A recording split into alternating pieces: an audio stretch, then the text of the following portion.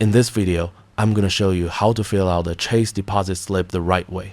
When you pick up the slip, the first thing you'll see is the date line in the top right corner. Start by writing today's date there.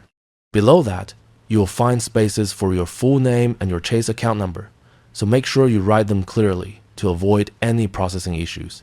Next, move down to the section where you record what you're depositing. If you're depositing cash, write the amount on the cash line. If you're depositing checks, you'll notice multiple lines. Use each line to write the amount of every check separately. For example, if you have 3 checks, list them one by one, then add them together. Once you've entered your cash and check amount, add them up and write the result in the subtotal box.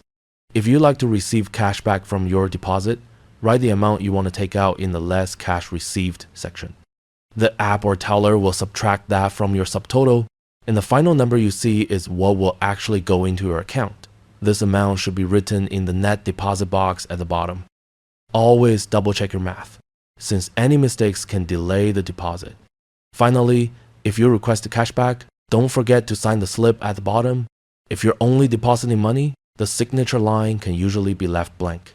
Once your slip is filled out, place it along with your cash or checks into an envelope, or simply hand them both to the teller at the counter. If you're using an ATM, many machines will let you insert the deposit slip with your cash and checks together. Either way, keeping your writing neat and double-checking your totals ensures your deposit is processed quickly and correctly. By the way, if you're tired of paying high fees when you send someone money, Wise is the best service I know. I use it myself to send and receive money with some of the lowest fees out there. Plus, you get free virtual and physical debit cards that work globally. Right now, you can grab an exclusive offer. Your first transfer up to $800 is completely free with 0 fees.